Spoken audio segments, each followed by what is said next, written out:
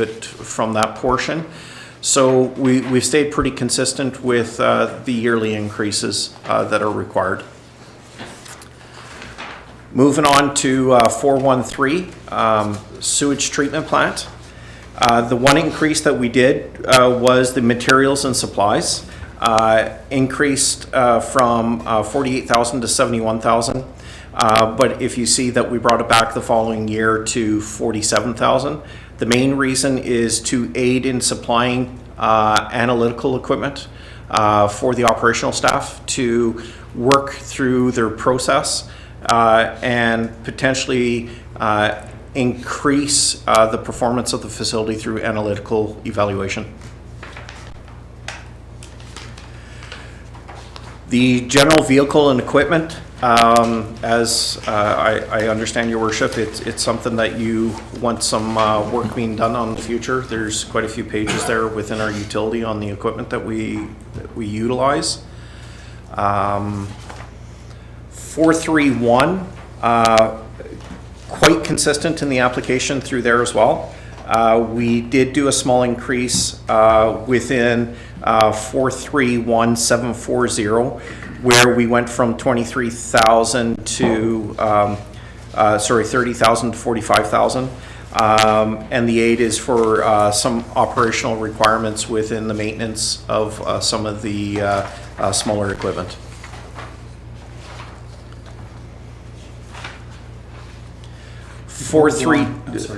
Sorry, Your Worship. This is to Charlotte. So when I look at anything I've highlighted, it's wages.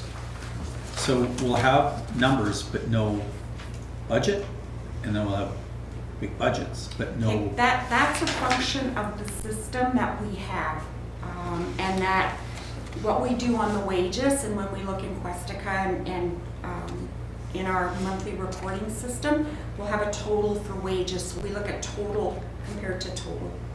This is where the allocated wages come in from other departments.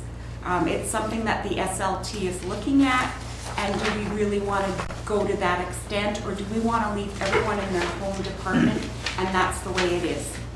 All right, thank you. One thing I'd like to mention on the wages while I have the floor is the asset manager wages. We have allocated a good chunk of that position's wages to sewer and water because half of our assets are sewer and water assets. Also, the compliance position has been taken into account in the budget. Sorry, Kevin. Thank you, Your Worship. Any questions at this point, Your Worship? Any further questions? Doesn't appear to be, no. Thank you. 432, standpipe and booster stations. We didn't make a lot of changes within that area, just incremental. 433, the water treatment plant. We did make one change, the water treatment plant material and supplies. We see a requirement with a lot of different maintenance and repairs required within the operational process. So we've incorporated an increase to ensure that those analyticals and that equipment is maintained to the manufacturer's requirements and prevent some breakdown.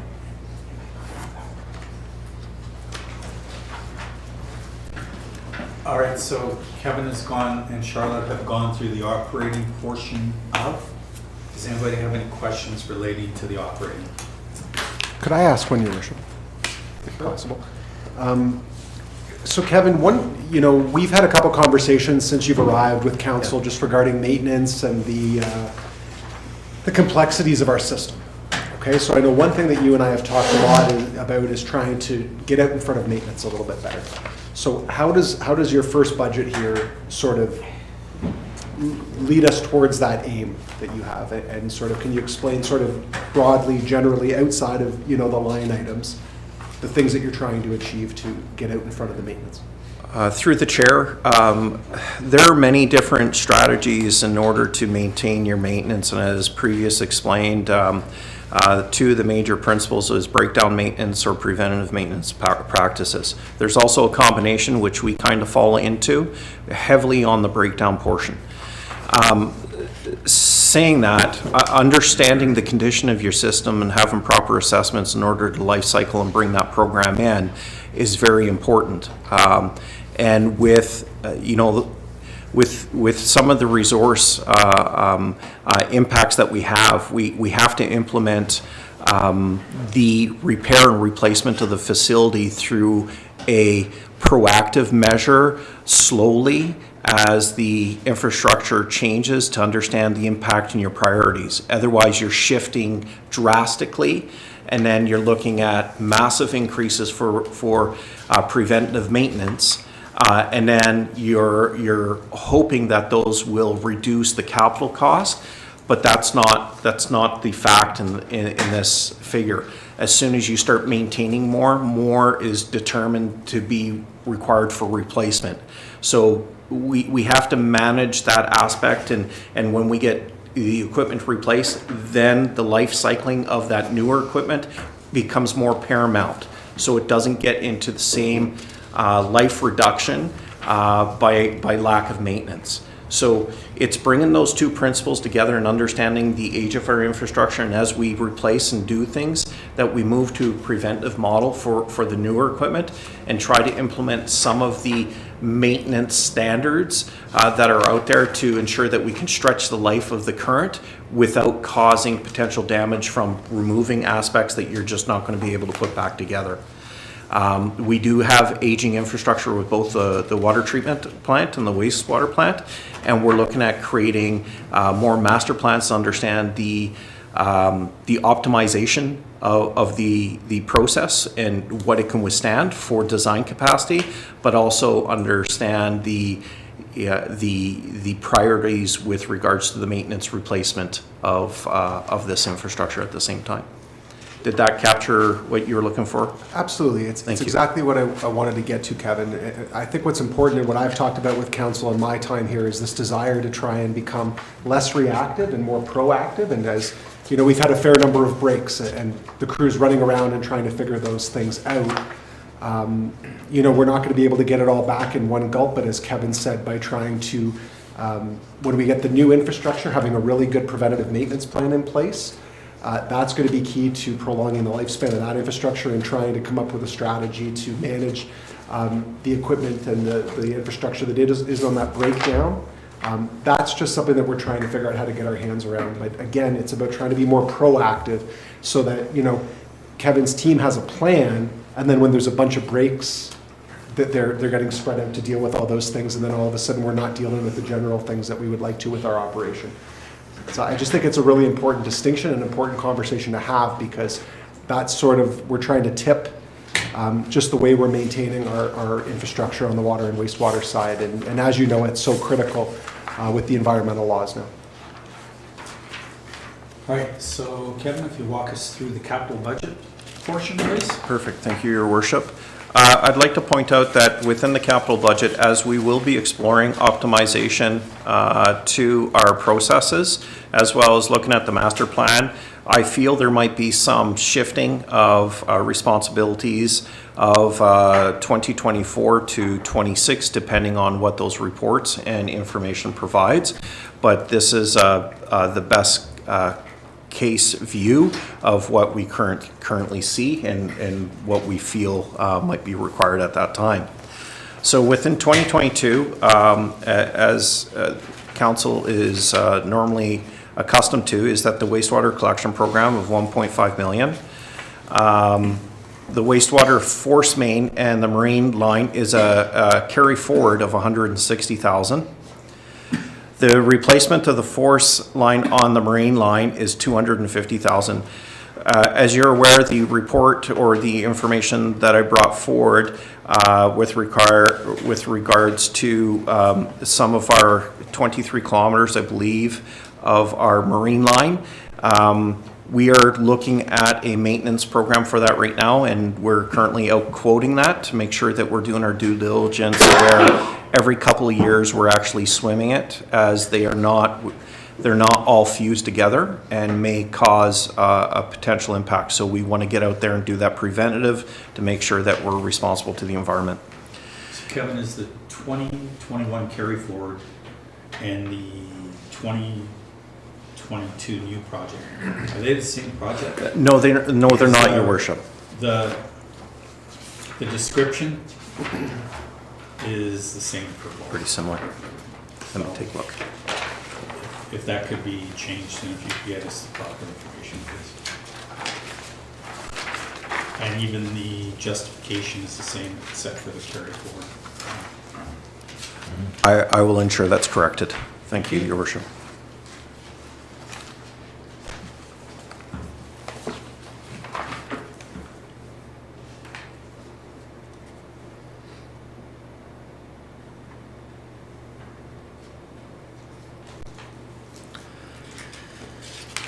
Thank you, and I'll move on to the sanitary sewer CCTV.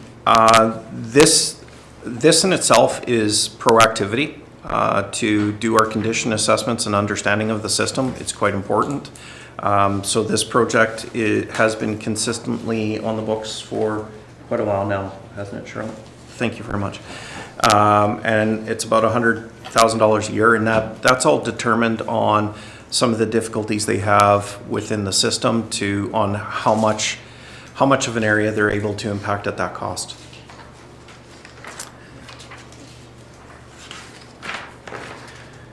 The manhole cover, this frankly was something I'm not used to having in the capital. It's a replacement that we usually do within our normal budget. So reviewing the aspects of the damaged manhole covers, the program is detailed that there's some replacements that are required. So $50,000 within the 400 funding to cover those ongoing maintenance activities. The replacement of the sewage pump. The system in here is in excess of 100 years old. The aging infrastructure is experiencing some pinch points. The recapitalization of existing sewer pumps so they can be rebuilt or replaced upon failure. So this is some funding to be able to pull those sewage pumps and be able to do some maintenance on them. We will also be evaluating through further plans of how to ensure that when we recapture the equipment, we're rebuilding what we can rebuild. With understanding that replacement equipment to aging infrastructure does not always fit with new technology. So this is an understanding that this is a sewage pump that shouldn't have that problem, but I want to explain that some of our aging infrastructure will not have this ability to be able to repair. Roof replacement on the pumping station, multi-year plan to replace the roofs. We have approximately 70 sewer lift stations and water booster stations, with 28 of them having roofs. So we have not done as well on the building maintenance aspect of those facilities, and we need to ensure that we're repairing them in order to protect the infrastructure within the building.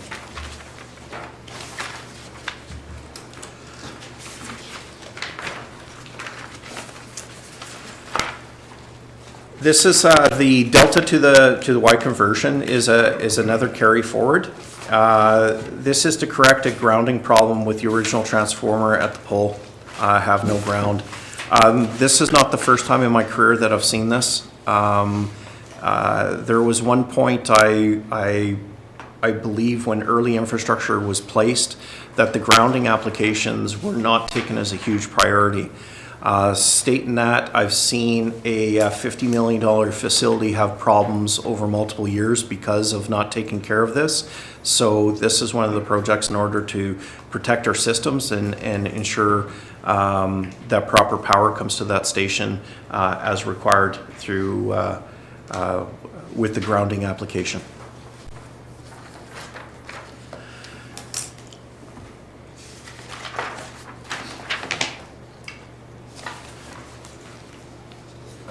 Sorry, Your Worship, I've just got a question for our finance team. So we have money for that. This is a carry forward. So we carry forward the funding. Because we just did the roof repair here. This would have come from facilities. Yeah. 22,412,02.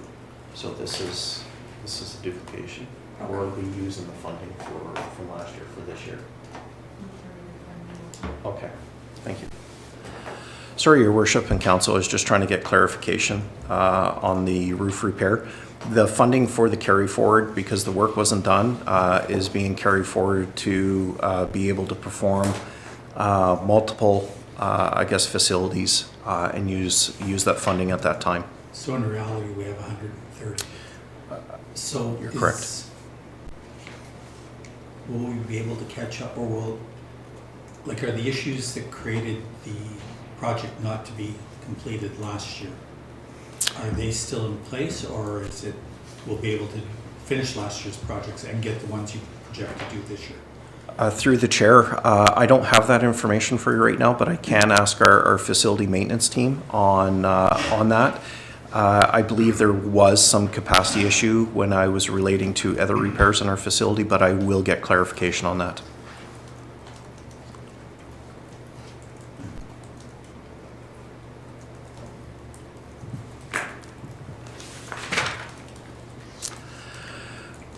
The 41301, the grit separator and raking mechanism carry forward. This project is actually moving forward. There was some delays in the beginning with some of the contract and having the area ready for the project to move forward, which required some of our processes to be changed and some approvals from our provincial stakeholders. When that was in place and the contract was put forward. The work began, I believe, in January, and we're expecting it to finish this March.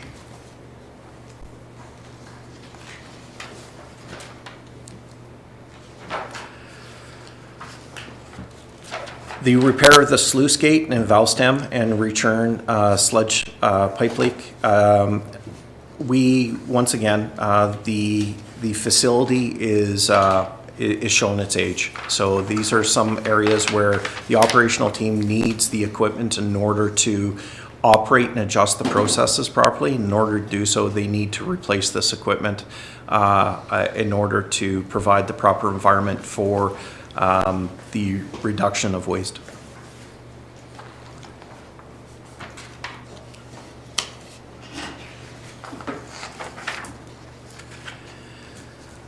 So the replacement of the valves, motors, and pumps within the area.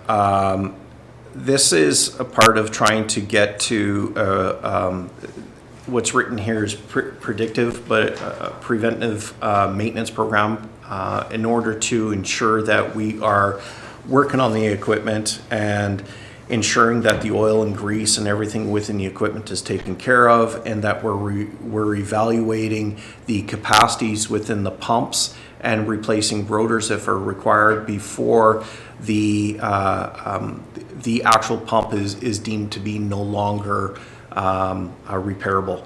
So this is only $25,000, but it does make a significant impact to being able to work on the equipment.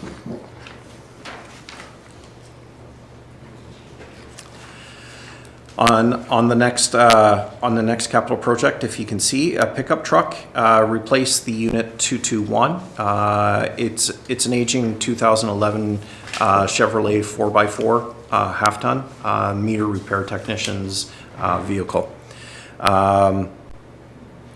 Switched to a high-rise roof, a 3/4 ton van with shelving and bench with a vise. I can't stress in our environment and the type of snow and the weather we have to have the proper equipment to work on site. When you're having problems, you need to work on equipment going back and forth to a customer's residence multiple times because you're unable to work at something on site. This tool really gives them the ability to work within that van and have the equipment ready on site to perform better customer service.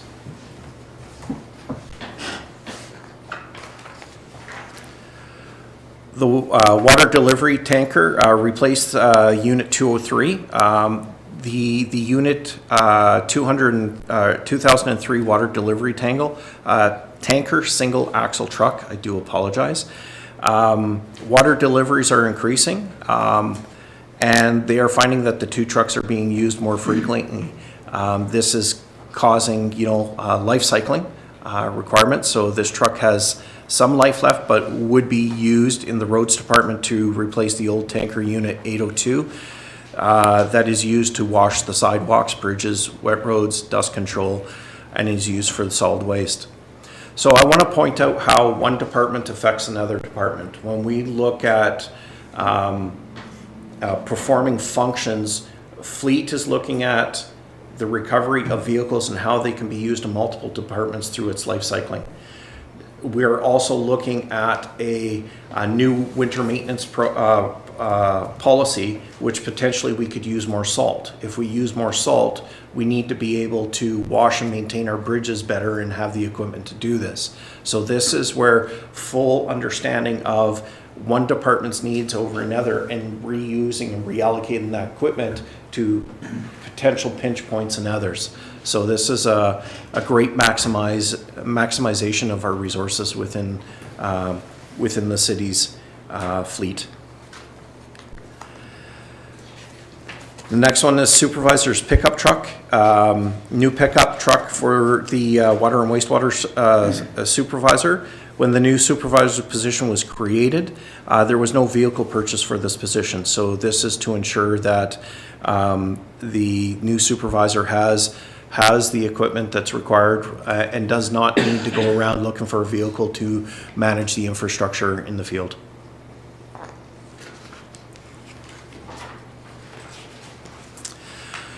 The next one is Vector Flusher. It's a carry forward. I want to make sure that council understands this is not the vehicle that was just replaced. This is a different Vector truck. Was ordered in 2021, but will not be received in 2020 until 2022. So the project was carried forward. So how many of these types of vehicles do we have? I believe we have two of them. We have two different types. One actually removes solids as well, and the other one doesn't. The other one handles more of the liquid-based removal item. So when this truck gets delivered and after we take care of the other one with the insurance, that'll be two pretty new trucks, basically. Correct. Correct.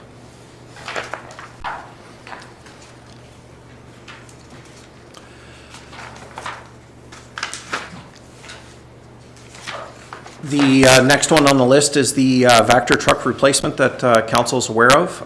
It's the 2014 Western Star rollers, so the Vector truck replacement, and as presented through the report through council. So Kevin, that's where I struggle with. It's showing that the capital cost is $557,740. But I thought the insurance paid for that. Not entirely. So There's that's what the report said. Okay. So it says, $320,000 is what I understand the insurance Correct. is covered. So this was a challenging one. We've talked about this a lot at the senior leadership team level. So my understanding is the vehicle that rolled over, okay, that vehicle was purchased used. So when we took out the insurance on it, it wasn't taking care of us for a brand new vehicle. So now that vehicle is rolled over and we need a brand new vehicle, we're not getting the full amount back from insurance that it would cost to buy a new vehicle. We didn't have full cost replacement. We just had the replacement of what we paid on the used vehicle at the time of purchase. That's my understanding. correct. So there was $231,580 that was coming from the reserve, and I believe it was $325,890 that was recovered through insurance, and that was full cost recovery. That was what we paid for the unit. So if that's the case, then this number needs to be reduced by 300. Yeah, that's not. $1,000. How can we reflect that properly? It is reflected properly. What's coming out of the reserve is under the last column. System. So that's coming out of the reserve. We have a $557,000 purchase, but we're getting money back from insurance. So- Yes. So why is it represented as 557,000? Because that is the total cost, Okay. okay, that column. All the other columns to the right show how that cost is funded. So all of the columns to the right add to the first column. And it's a breakdown of how that asset is funded. Do you see that on the next sheet, Your Worship? It might be the next sheet over. I think I see what she's I'm saying. looking at these sheets. Yeah, that may be, but when I look at this, it's costing us $557,000. So if we're at, if the system's paying 557 and we got 320, then this vehicle's costing us $860,000. I'm not seeing what sheet. This is the next sheet over. I'm just going to show you, Your Worship. I don't know if this is in your package, but if you see here on this sheet, which is different than the one you have, it's got the 557. It's got the recovery. And then it's got the recovery there, 320. Is that? 325, Yeah, 890. but if you take the 7019, Yes. that's what's reflected, I believe.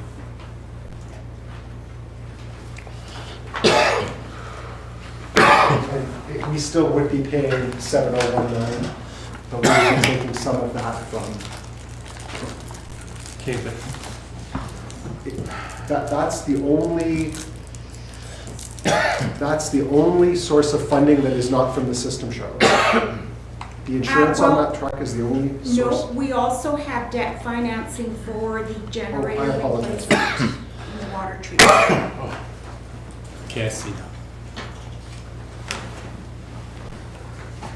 Is that clear for everyone?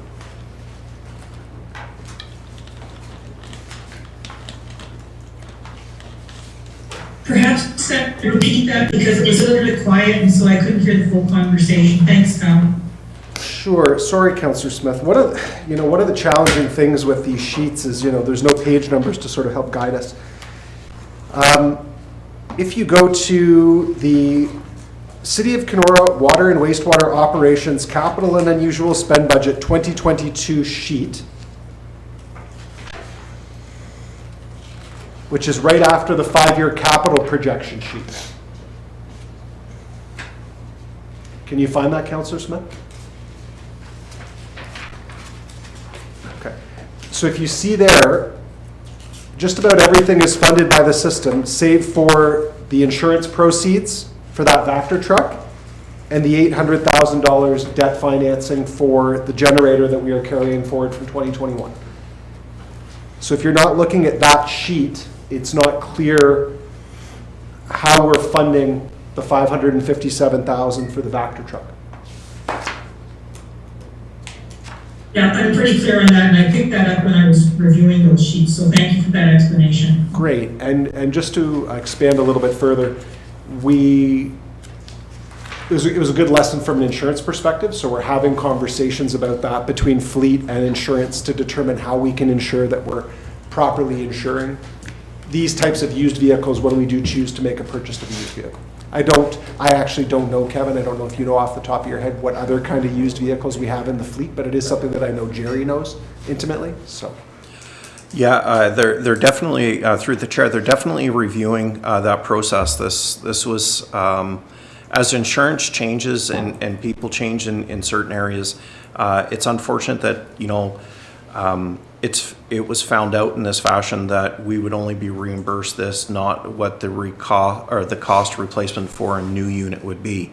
However, stating that in my previous experience, that getting the cost for the Vector truck for the full cost of what we paid is usually not something I see because the organizations have taken risk of years of service and funded those years of service to fund the difference in the insurance. So if you've got 5 years of use and it's a 10 years worth of a vehicle, that your cost is reduced by the 5 years and is funded already through the utility through yearly inputs into your reserve from those departments.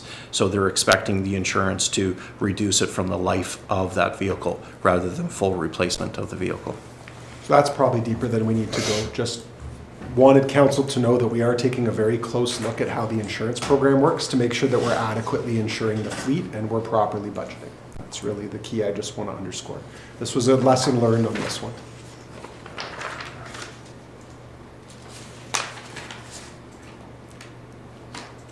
Thank you. The water main program, replacement and rehabilitation of the water line assets, as council's familiar with, $1.6 million for 2022. The water main flushing program, sorry, go ahead. Really sorry, Ken. We do have an outstanding application for funding for water main works for 2022, and we hope to hear really shortly on the ISIP green funding. So you may see a report to council in the future, but we haven't officially heard on Can our you- application. Can you just remind council what project that's for? Second Avenue? Yes, and there were a number of addresses in there, I want to say 7th. Is that the one that I got the letter for? It's the green ISIP funding, and it, Familiar if we received confirmation of that? I don't want to say anything right now. Didn't we originally apply for that a year or two ago? Or- we applied a little while ago. Yeah. The issue with it taking longer is that it goes through provincial scrutiny and then it gets moved up to the federal. yeah. So I'm hoping sometime in March that we will hear confirmation about the funding. Just a heads up. Unfortunately, we weren't able to reflect it in the budget. We were not able to reflect it until we know for sure. We For certainly wouldn't. waterworks on 2nd Street south from 5th Avenue south to 7th Avenue south. That's it, thank you. And 2nd Avenue south from Mike Richards Way to 6th Street south. Oh, so all the way up to the life lease.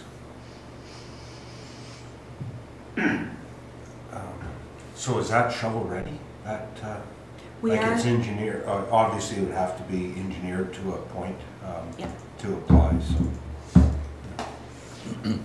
And in the application, this project involves wastewater and water as well. So that the 1.5 is part of that project under wastewater. And if we do receive the funding, the project has been expanded a bit. Only if we receive the funding, otherwise it'll be according to budget.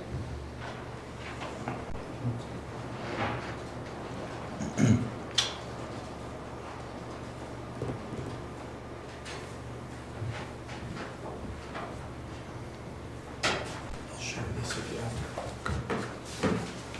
That's where it is. They have asked us questions about specific, Sure. about the project specifically, so we're hopeful we'll receive it, but we haven't heard final word.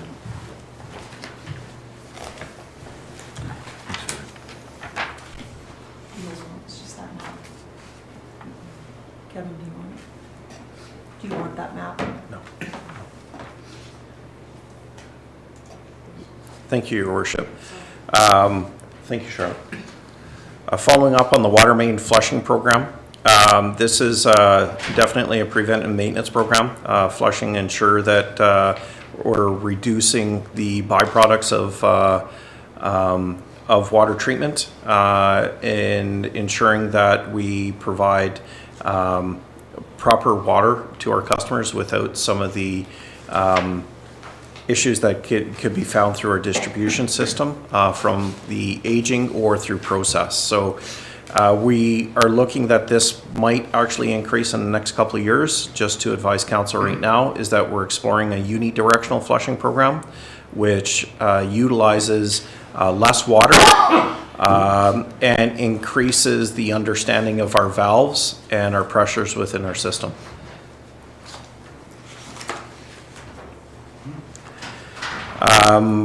The following one is upgrading of our standpipes, planned maintenance activities and upgrading to meet MECP's requirements and reduce manpower requirements through SCADA monitoring and process control improvements.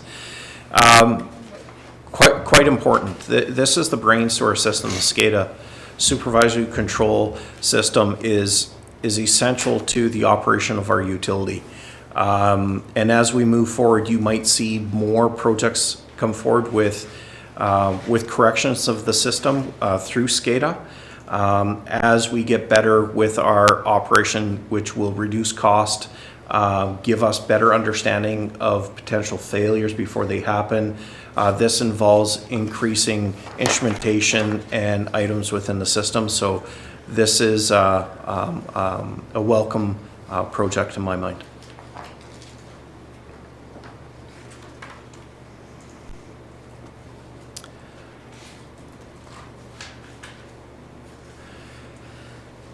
The instrumentation upgrade, so this is the carry forward portion, and it will be used. It's for the instrumentation upgrade for the SCADA remote analyzer, the CL2 analyzer, which is a chlorine analyzer. So it will be moving forward within the project if approved.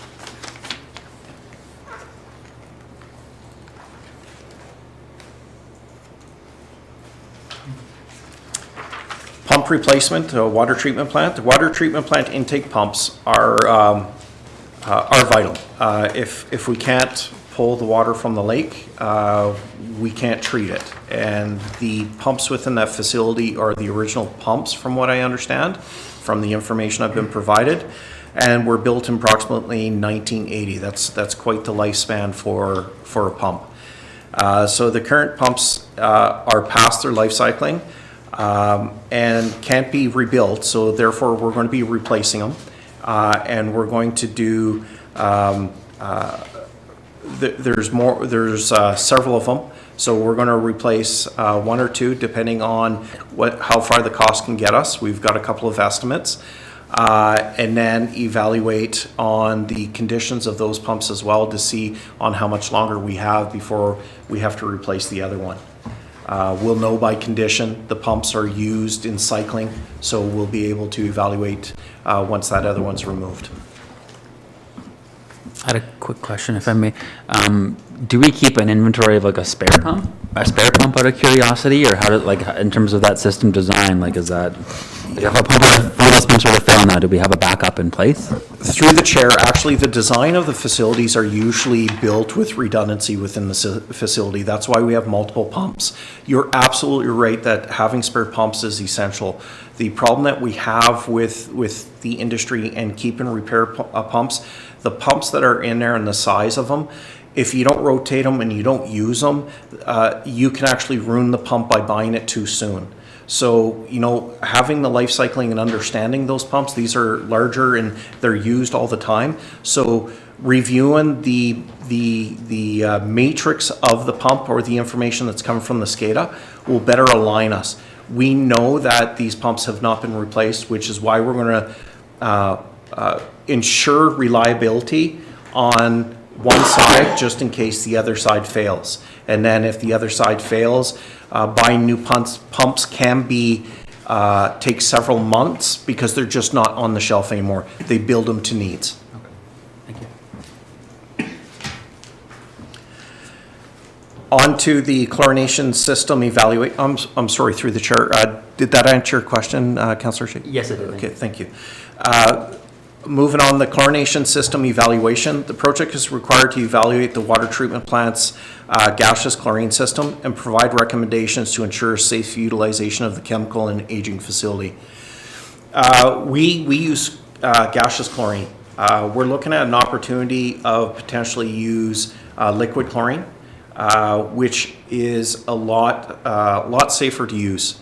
Our team, when we change our gaseous chlorine, have to wear some significant equipment in order to take care of it. And we need to evaluate our system, that if it can actually contain the gas within that system, or scrubbers that can remove it if we experience a leak in such a residential area. So we want to do an evaluation of the system and see if that's the best system for right there. It may be at the time where it was constructed, but we want to ensure that scrubbers are working if available, and the containment system is working, or what the best path forward is for the disinfection of our water.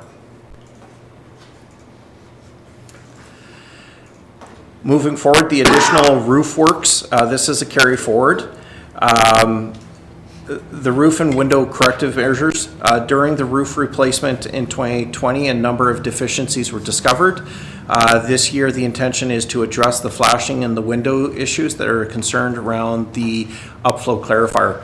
The room has 3 glass walls and have previously had some repairs, but there's a number of issues that are still outstanding, so they're trying to get that project cleaned up.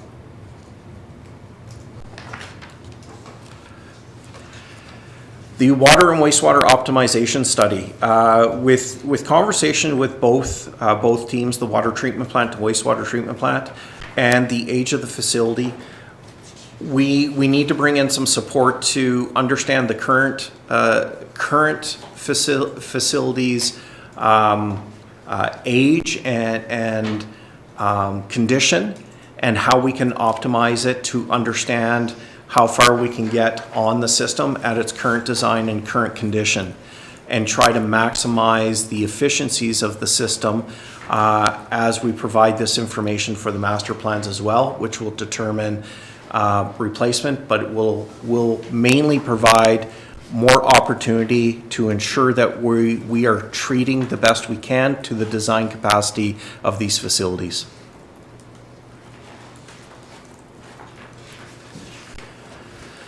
The online logbook entry system, this is another one with the continuation of the SCADA improvement to ensure that we're meeting our regulatory requirements.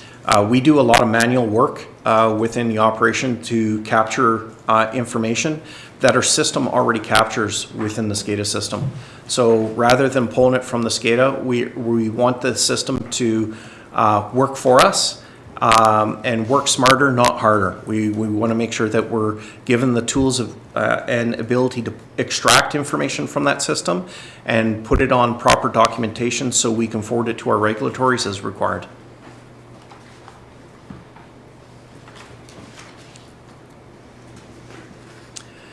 Generator replacement, it's a carry forward at the water treatment plant. This project is currently on its working. They're currently working on it. The water treatment plant generator was estimated at the time to be over 40 years old, and is currently being worked on and replaced. And this project is a carry forward to manage the rest of that replacement and the work that's taken forward. The reason why I was smiling, Kevin, was I think when this council first came on, that was one of the few tours we actually got. And it was on the books then to be done, so it'd be really nice to see this one come off. Because of the potential of what could go wrong if it doesn't function.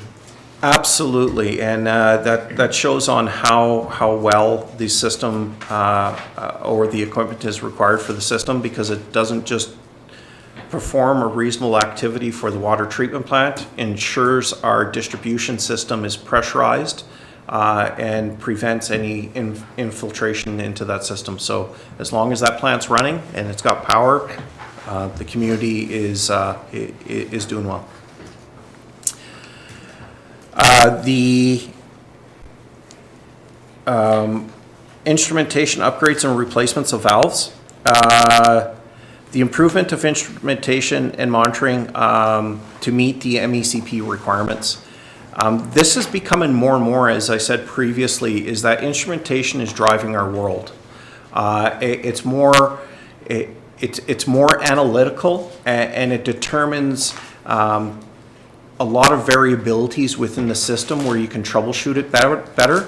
and understand the capacity and the processes. So this is to ensure that the instrumentation upgrades and those replacement valves are being taken care of to provide operational excellence.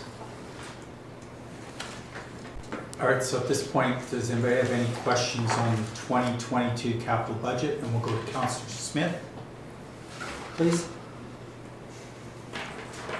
Yeah, thanks, Mayor. Just following up on Kyle's comment about manhole covers being included in capital. So I look at, when we go through the capital, I look at manhole covers, I look at replaced valves, pumps and motors, water main flushing program, pump replacement, replace valves. They're carried over every year as a capital project. Would that not be more appropriate as operating, to be carried through the operating budget rather than the capital budget? So I'm gonna weigh in on, I remember what was the first one? The manhole lids? Yes, Your Worship. That was an issue that was identified but it was never done. So remember, I know even on our street, there was 2 lids that were high. Loader would hit it. And when they identified them as a capital, then the work actually started getting done because they were identified as capital projects. Otherwise, it seemed like it was in our operating and the money was there, but it was never being spent. That's, I can only offer it on that one, Councillor. Jeff and Charlotte? You'll notice that in front of a lot of what Councillor Smith just mentioned, there's a U in front of the project number, and that means it's an unusual spend item, and it'll go through Fund 1 as operating, but it's an unusual spend in that we more than likely won't capitalize the cost because it either falls below the threshold or it isn't a true capital expense. But we do put it in a category called unusual spend, and that's a great reason that the mayor just mentioned. You put it in operating and it gets buried, and then you can use other lines, and you may want to spend on something else, and this kind of gets put by the wayside. So we created this unusual spend category for projects like this. Part of that was generated from the PSAP standards in 2009. It was, and we were trying to ease everyone into understanding what capital is in PSAB, and this may have been a capital item prior to PSAB, so we wanted to sort of keep it that way, but we weren't going to capitalize it. So there you have your unusual spend category. Kevin, did you want to add anything? Through the chair, through my experience, the unusual spend is a new one for me, but I understand why it's put in place. Other places they use different terminology, but it's the same thing they're trying to accomplish. An operating project versus an unusual spend is the same application. It's just taken in 2 different areas within the budget. So I do understand the process of it. It's just different terminologies, different communities, and this is what seems to work for this community, and I'm learning. I'm learning a lot. Is that addressed to your question, Councillor Smith? Yeah, perfect explanation. Thanks, folks. So are there any other questions on 2022? If not, do we have questions? Because like Councillor Smith pointed out, a lot of them are year after year after year. There are some unusual ones. And Kevin, maybe you could walk us through the master plan in 2023 that identifies 130,000 under wastewater and 125 under water. That's something that's new to us, I believe. Perfect, thanks. Through the chair, I've been used to using foundational documents to drive our planning aspect and condition assessments of our systems, and our abilities are a clear indication of how we allocate our funding and allocate the importance or the priorities within those systems. the level of expertise required in order to make those determinations sometimes needs the expertise of individuals that know operations, that know the regulations with regard to what we're supposed to maintain and how we're supposed to do our work, as well as the design requirements with each individual facility, including historic design, design criterias, or there are many different types of plants, many different types of water and treatment plants, and they're trying to do an evaluation of those type of conditions and where we need to be. Through the BMA report showed some critical items of, areas that need some addressing or some review, and that's solely done, in my opinion, on a financial outlook, looking at age and looking at financials and maintenance aspects of it. This really gets into a little bit more detail of understanding the process, the ability of the process, including the optimization study as information with that, and providing a future understanding of what the community will need, both as, critical infrastructure with the water treatment and wastewater treatment plant.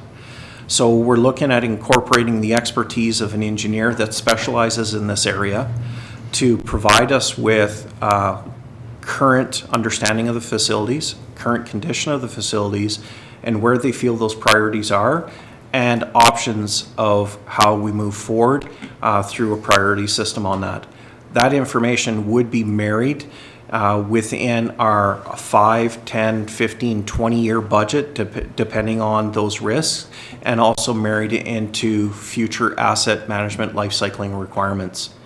So this is a basic, I wouldn't say basic because it's not, it's a foundational document to allow us to understand where we need to move forward with that aging infrastructure. Thank you. Does any member of council have any projects that they'd like to question before we move to the next portion of the meeting? I'll give you a minute to quickly scan the list if you haven't.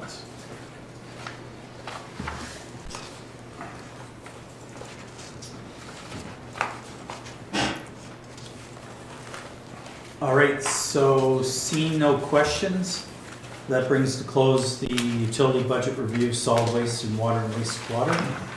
I believe a member has a motion to adjourn to closed session.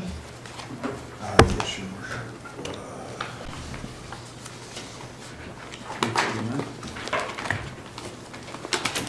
Resolution number 1, moved by myself, seconded by Councilor Chase. Pursuant to Section 239 of the Municipal Act 2001 as amended, authorization is hereby given to the council to move into a closed session at 3:50 p.m. to discuss items pertaining to the following: a trade secret or scientific, technical, commercial, or financial information that belongs to the municipality and has monetary value or potential monetary value. One matter. All in favor?